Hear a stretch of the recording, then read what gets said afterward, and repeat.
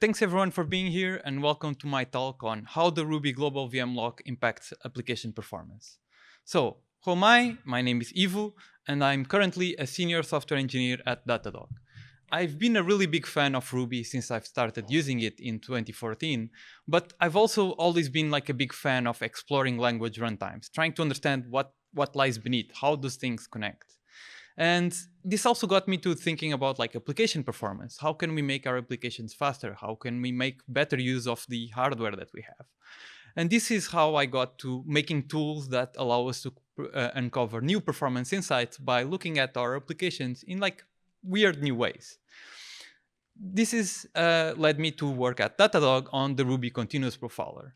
If you haven't heard of Datadog, we have cloud monitoring as a service, and this includes for Ruby, profiling, distributed tracing, an intelligent test runner, security errors, logs, etc. So here's a pretty screenshot of a bunch of metrics and some distributed tracing going on and visualizations that we can create from this data. Here's the profiler that I work on, and like a flame graph, which is a visualization that we use to show how your resources are being spent on by the application. And here's the timeline visualization, which is a bit more deeper dive, like by thread. So that's my employer. Let's talk today about what's the JVL, how it can impact your application latency, and what you can do about it. So, as I said before, I started in 2014 using Ruby, and kind of shortly after that, at some point, someone kind of either told me or I saw some references that Ruby had like this JVL, or maybe it was a GIL thing. And at some point, someone told me, oh yeah, that's why Ruby doesn't use multiple cores. And I went all, yeah, okay. And then something really interesting happened in 2022, which was Ruby 3.2 introduced the JVL instrumentation API. And this API allows us to kind of get events on what the JVL is doing. And so I started experimenting with building a timeline visualization for this data. And that's how I created the gvl-tracing gem, which produces visualizations such as this one. And I even got a retweet by Matt, which is always cool. So let's talk about what is the global VM lock, or JVL. So when you're thinking about your Ruby application, the problems you try to solve, etc., you're usually not thinking about the Ruby part directly. But the Ruby part, the Ruby VM, is a big program that's written in C and has some Ruby and has some Rust as well. You might also hear it called CRuby or MRI, because there's a few other Ruby implementations. So this is a way we sometimes call it to distinguish, oh, it's this one, not the JRuby or Truffle Ruby or some of the others. And in this Ruby, in your Ruby application, when you create like a couple of threads, or maybe it's not you creating threads, maybe it's your web server, such as Puma, or maybe it's your background job processor, such as Sidekick, they usually get mapped one-to-one to operating system threads. I say here usually, I'll put a pin on that and come back to it later, but let's go with this for now. And so each Ruby thread that you have is mapped to an operating system thread. And why should we care about this? We care about this because, going back to Ruby, the Ruby VM is a big program that's written in C, and this big program uses multiple OS threads. So it's a multi-threaded C application. So this brings us to the definition of what the JVL is. The global VM lock is a mechanism to ensure correctness of CRuby, the multi-threaded C program. And this both tells us a lot and not much. So let's try to unpack this a bit. Let's start with what's a lock. A lock is a mechanism that allows only one thread, the thread that's holding the lock, to work at a time. So the metaphor here is, for instance, a swing. Only one person can be on the swing, and if other people want to go on it, they need to wait. And if you try to get multiple people on the swing at the same time, maybe you can do it, but bad things are going to happen. And so when a thread inside the Ruby VM is running Ruby code or interacting with somehow the Ruby VM data, it needs to be holding this JVL. No other thread can be doing the same, and the other threads that want to do so, they need to wait for their turn. You might have also heard about the global interpreter lock, or GIL. So what is the global interpreter lock? What's the GIL? It's basically what Python calls their JVL. And because Python is a very well-known, well-used programming language, like sometimes we just, yeah, Ruby has the GIL. It's the same thing. And actually, old versions of Linux actually had the BKL, the big kernel lock, which was the same idea. So naming is hard. People come up with different names. So it's the GIL. Like if someone says GIL, that's fine. Just keep going. You might also have seen this PR where Koichi actually mentioned that, well, the JVL is no longer global, so it's no longer the global VM lock. So we maybe should use other words, and a bunch of functions inside Ruby were renamed to match this. But actually, some functions still use the name JVL, so Koichi proposed maybe it's great valuable lock or something like that. So don't worry too much about what it's called. It's more the concept and what it's doing inside the Ruby VM. So what is the JVL not? And this is an important part. The JVL allows concurrency, which is the illusion of having multiple threads running Ruby code at the same time. So you do something, then you switch, then you do something else, then you switch, then you switch. And if you do this fast enough, it kind of looks like you're doing multiple things at the same time. But it does not allow parallelism. So actually running Ruby code at the same time on multiple cores is not possible because of the JVL. Waiting for I/O can be parallel, which is something we do in our apps very commonly, but that's waiting. That's not running Ruby code. If you want to think about it, it's like on a 90 single core PC where maybe Matt started developing Ruby. An image credit here goes to me because I'm a huge hoarder of old hardware, and well, this is sitting somewhere in my father's basement.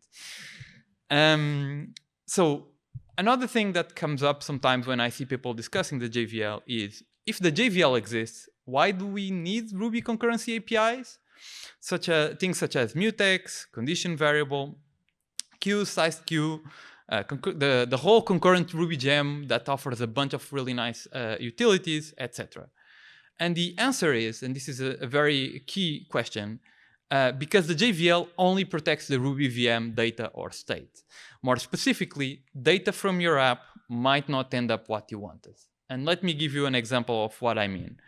Here's a very simple example where we have two variables and we're trying to kind of one by one take one and then put in the other. So at the end, you would expect that the result would be the same that you started with. But one of the times I run this app on my machine, I actually got this result. And this result demonstrates why we still need concurrency primitives in Ruby. It's because this is a valid result for the Ruby VM, but it's incorrect at the application level.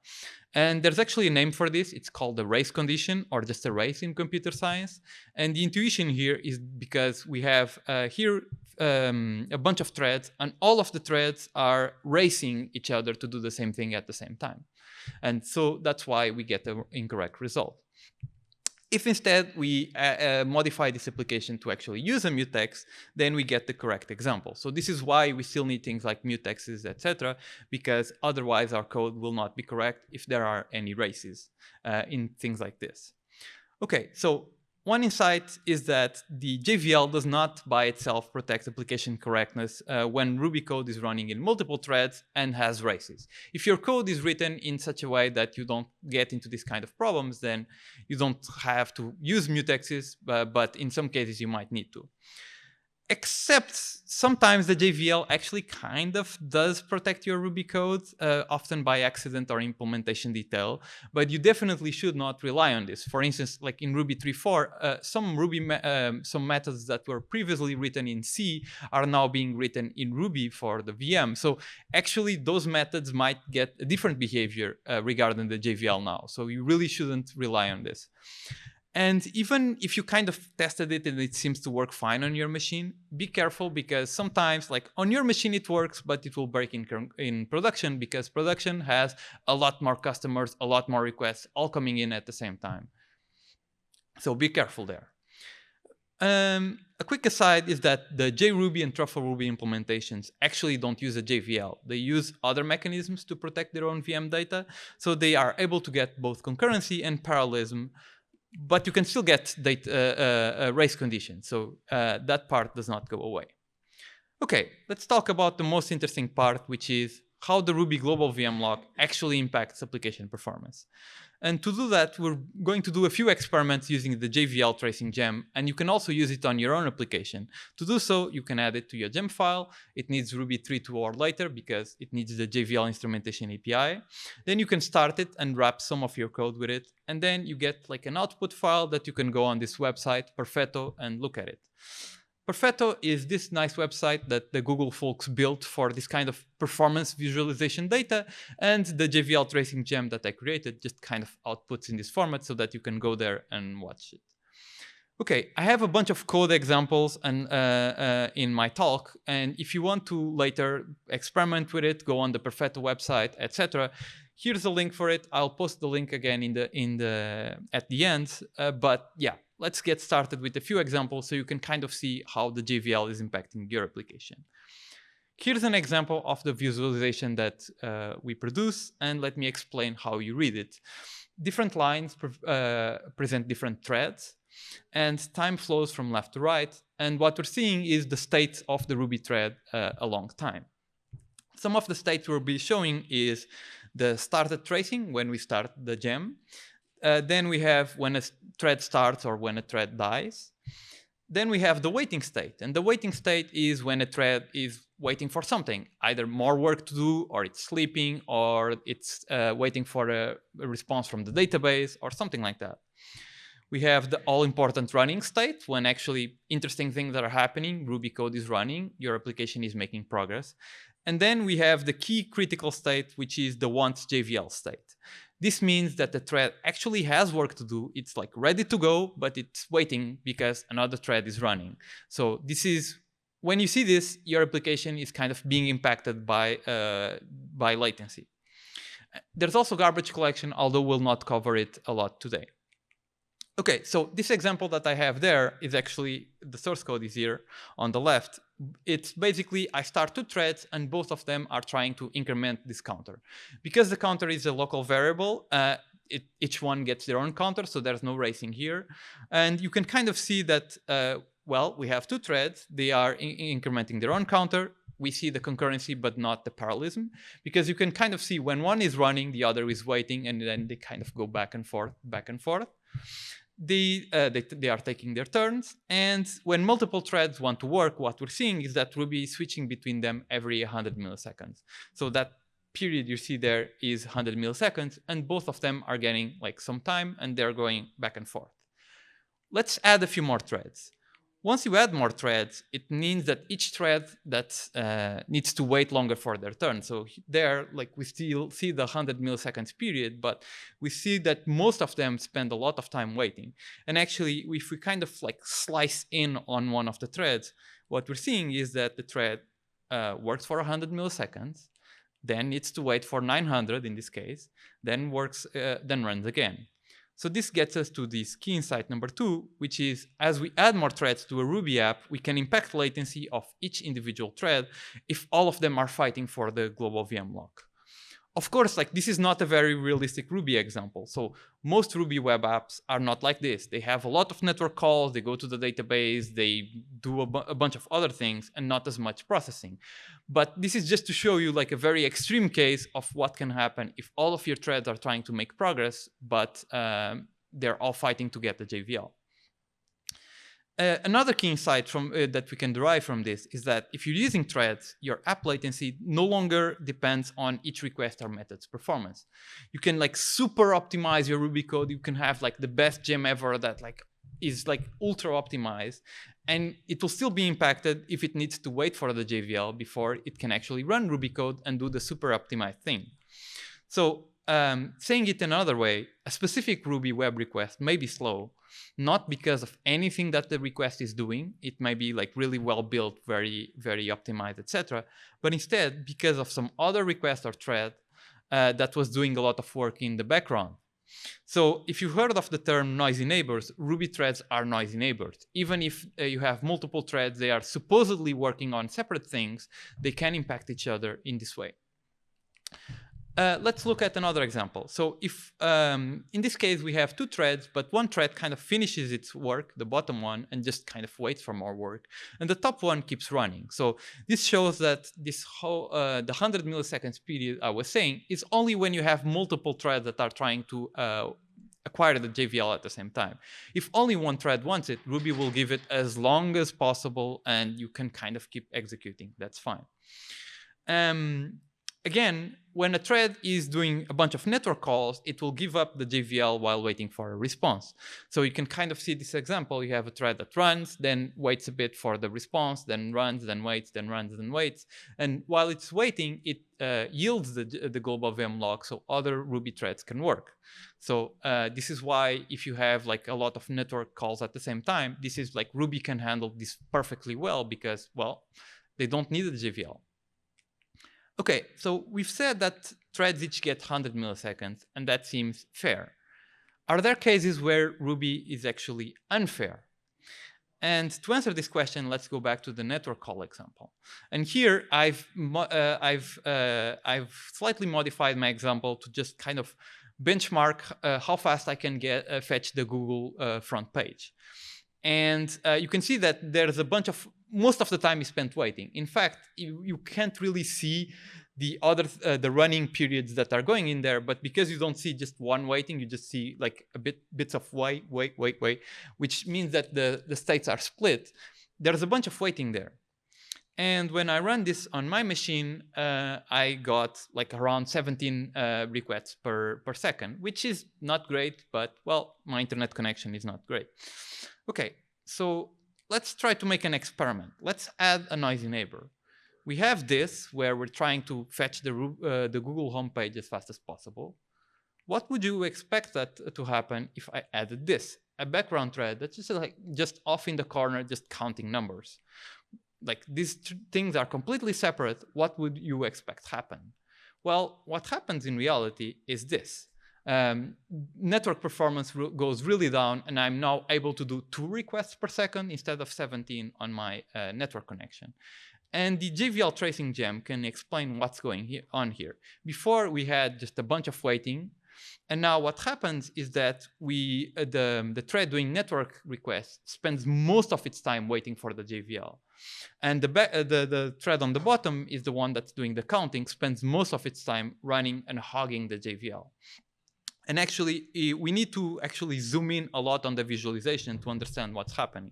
And what's happening here is that the thread that's doing the network calls like runs for a bit of time and sets up the network call and then starts waiting.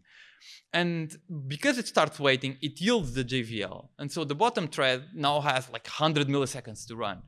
And so the thread doing the network calls, it like is ready to do something like a few milliseconds after, but by that time it already lost the JVL, so it needs to wait for 100 milliseconds. And this repeats and repeats and repeats, and that's why this is so impacted as well.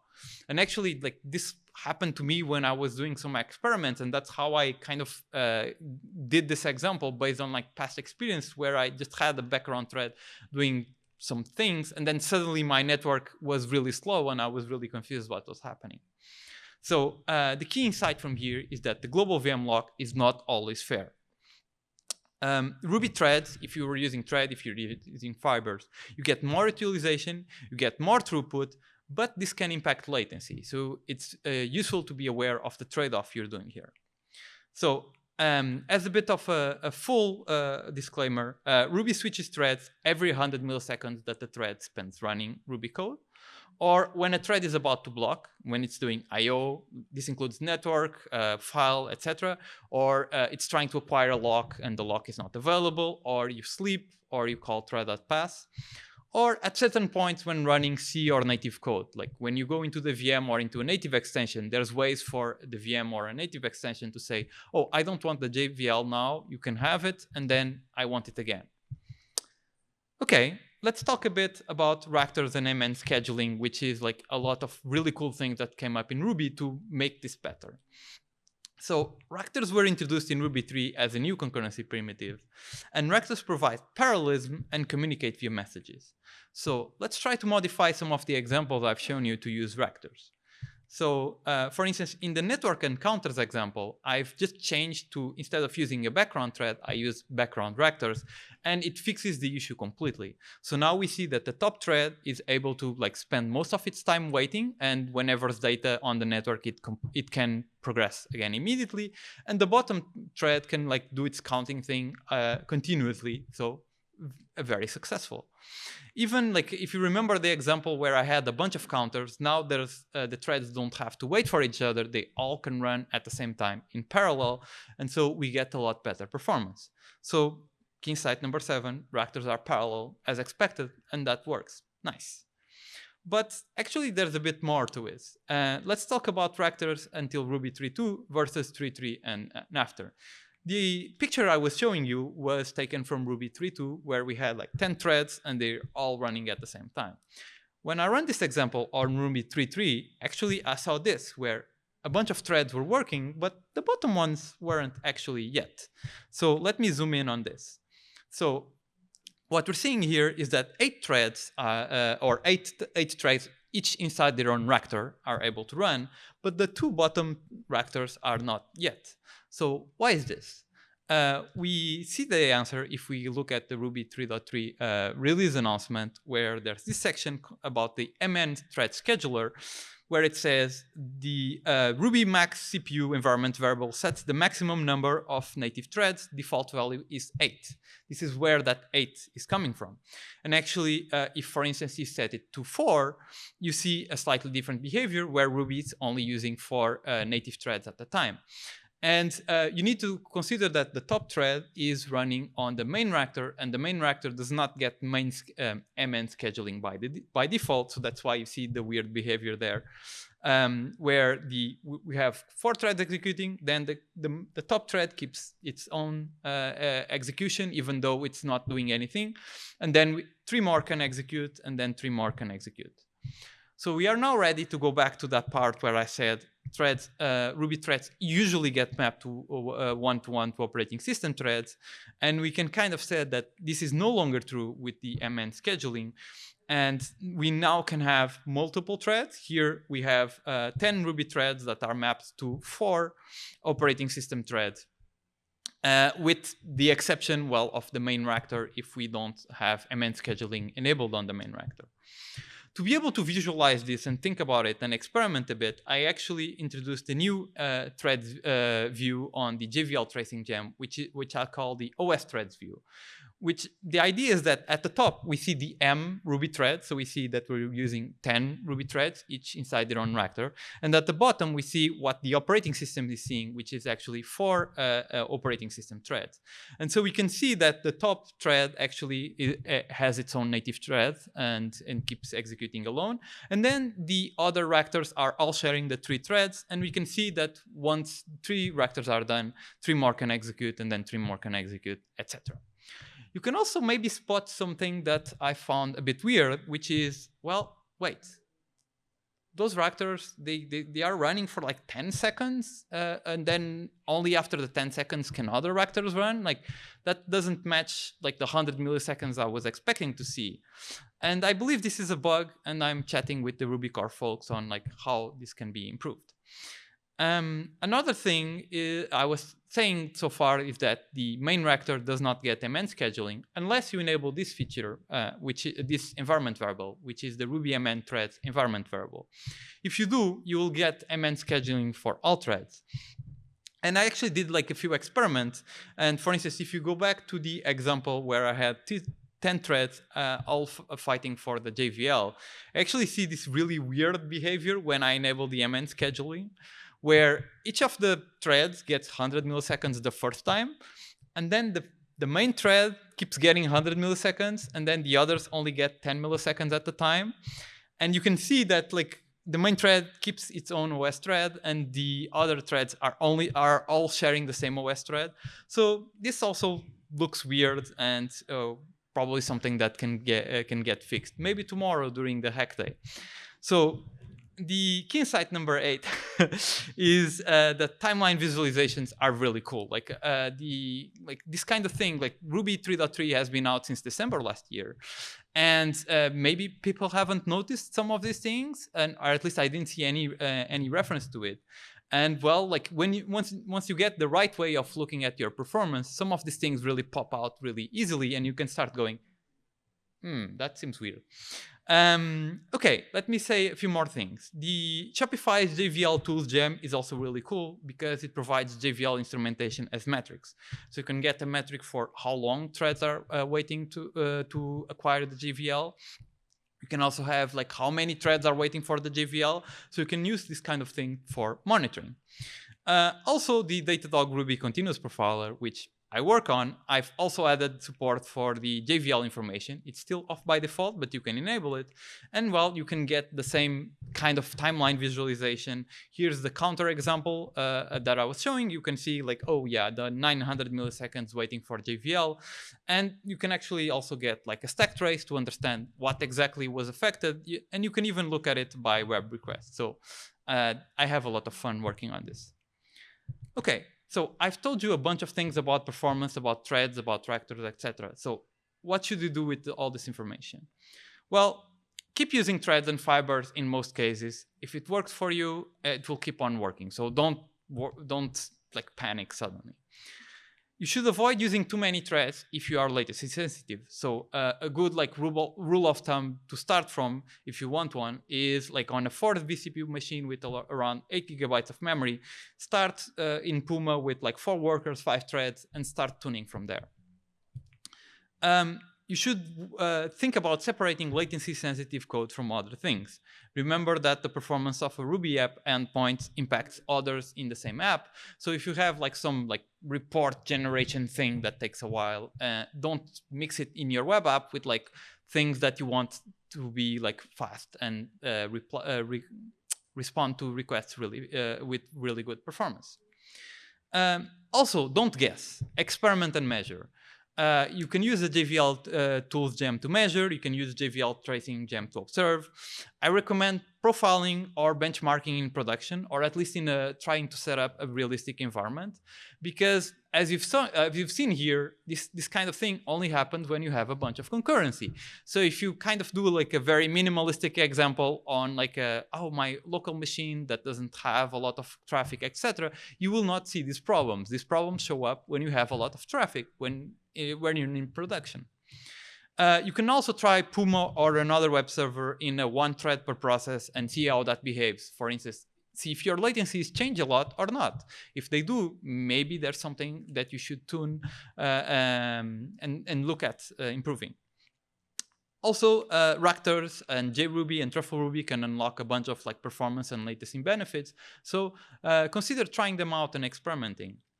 Remember that the JVL is not meant to protect your code and sometimes does accidentally. And garbage collection, remember, is also not parallel, future talk idea, but it's also like a bit of a noisy neighbor. If you have an endpoint that allocates a lot, this will impact everything in your app, so keep this in mind as well. The future is bright. Ruby is always improving and evolving. And as I wrote this slide and I was preparing this presentation last week, I actually, someone linked to this, a proposal that Aaron made last week actually about adding an environment variable to configure the 100 milliseconds to switch threads to maybe allow this to be a bit more flexible. So this is what I mean about Ruby is always improving, always evolving, and I'm really excited to always like be part of this community. Thank you, that's all I had. Feel free to email me. Catch up with me on Twitter, and here's the link again.